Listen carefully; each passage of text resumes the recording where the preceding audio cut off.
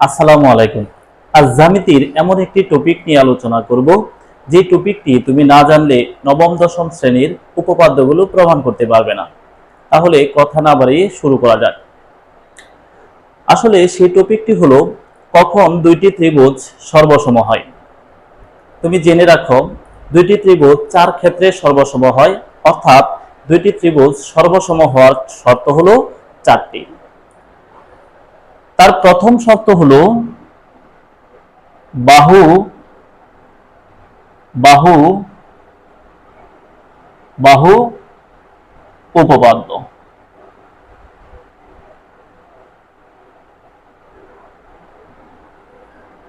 অর্থাৎ একটি ত্রিভুজের তিন বাহু অন্য একটি ত্রিভুজের অনুরূপ তিন বাহুর সমান হলে ত্রিভুজ দুটিকে সর্বসম ত্রিভুজ বলা হয়।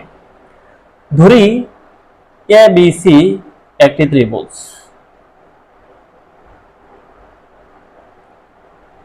এবং ডিই এফ অন্য একটি ত্রিভুজ ডিই এফ। এখন যদি এবিসি ত্রিভুজের তিনটি বাহু ডিইএফ ত্রিভুজের তিনটি বাহু সমান হয়, তাহলে তুমি ত্রিভুজ দুটিকে সর্বসম ত্রিভুজ বলতে পারবে।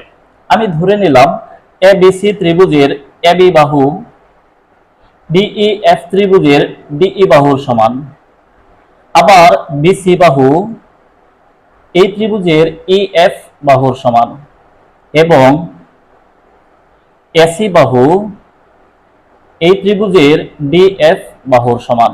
সুতরাং বলা যায় ত্রিভুজ এবিসি সর্বসম ত্রিভুজ ডিএফ, অর্থাৎ এই দুইটি ত্রিভুজ সর্বসম। একে বলা হয় বাহু বাহু বাহু উপপাদ্য। এবার আমরা জানব দুইটি ত্রিভুজ সর্বসম হওয়ার দ্বিতীয় শর্ত। দুটি ত্রিভুজ সর্বসম হওয়ার দ্বিতীয় শর্তের নাম হলো বাহু কোণ বাহু উপপাদ্য।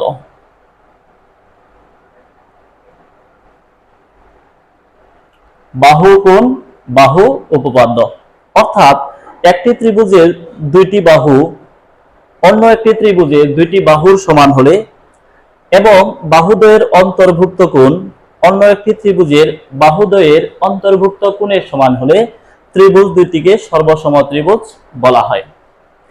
ধরি এ বি সি একটি ত্রিভুজ, এ বি সি একটি ত্রিভুজ এবং ডিইএফ অন্য একটি ত্রিভুজ, ডিইএফ অন্য একটি ত্রিভুজ। ধরলাম এবিসি ত্রিভুজের এবি বাহু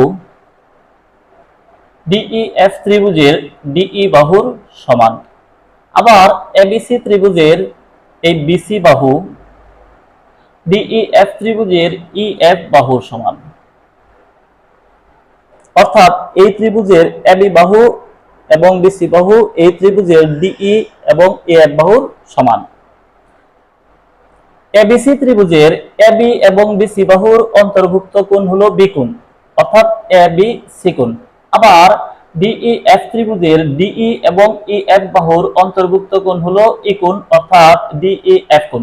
এখন এই দুইটা কোণ সমান হলেই ত্রিভুজ দুটি সর্বসম। আমি ধরে নিলাম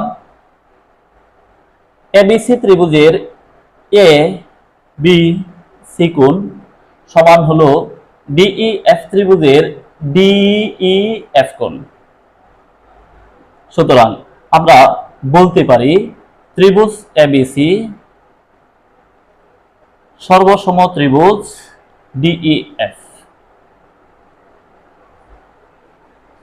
একে বলা হয় বাহু কোণ বাহু উপপাদ্য। এবার আমরা জানব দুইটি ত্রিভুজ সর্বসম হওয়ার তৃতীয় শর্ত। দুইটি ত্রিভুজ সর্বসম হওয়ার তৃতীয় শর্ত হলো কোণ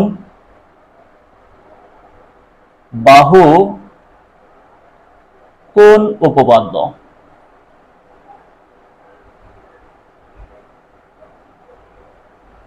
কোণ বাহু কোণ উপপাদ্য অর্থাৎ একটি ত্রিভুজের দুইটি কোণ অন্য একটি ত্রিভুজের দুইটি কোণের সমান হলে এবং কোণদ্বয়ের সংলগ্ন বাহুটি অন্য একটি ত্রিভুজের কোণদ্বয়ের সংলগ্ন বাহুর সমান হলে ত্রিভুজ দুটিকে সর্বসম ত্রিভুজ বলা হবে। ধরি এবিসি একটি ত্রিভুজ,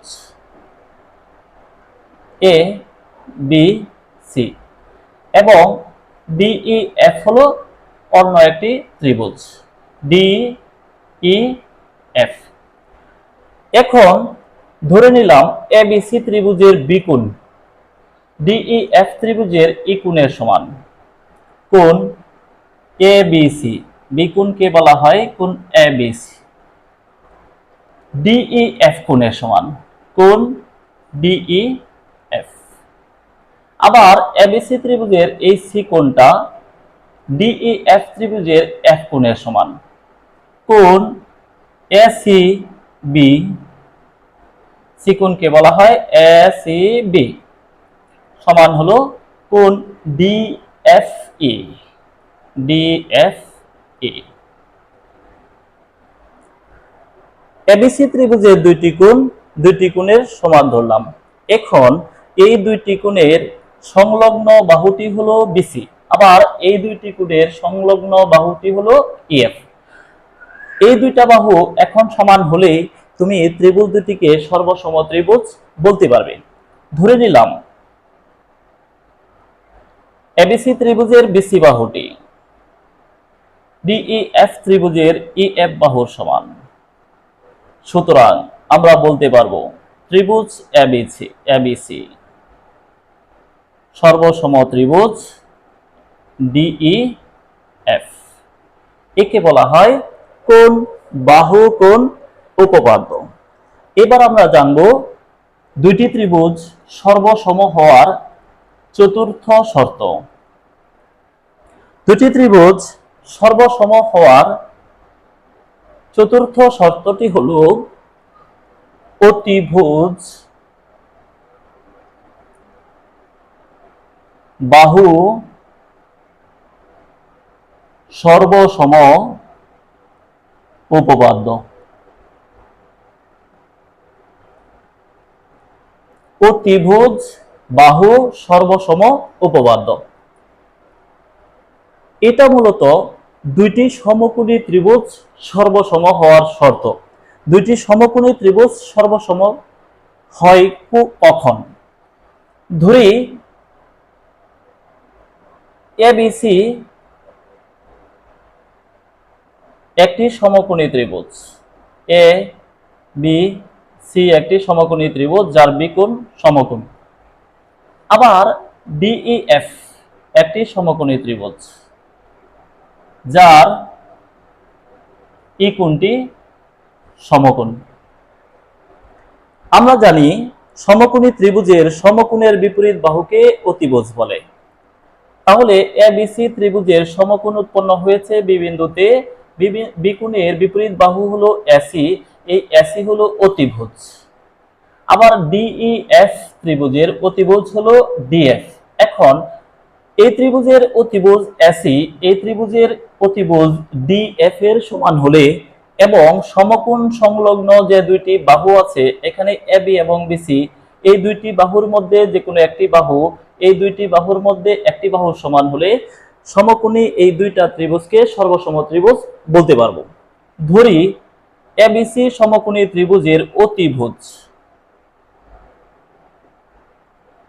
অতিভুজ এসি ডিইএফ সমকোণী ত্রিভুজের অতিভুজ ডিএফ এর সমান এবং সমকোণ সংলগ্ন একটি বাহু এবি, ধরলাম এই বাহুটি একটি বাহু ডিই এর সমান। তাহলে আমরা এই দুইটি ত্রিভুজকে সর্বসম ত্রিভুজ বলতে পারবো। সুতরাং ত্রিভুজ এবিসি সর্বসম ত্রিভুজ ডিইএফ। একে অতিভুজ বাহু সর্বসম উপপাদ্য বলা হয়। আশা করি বুঝতে পেরেছ। সবাইকে ধন্যবাদ। ভালো থেকো, সুস্থ থেকো, আল্লাহ হাফেজ।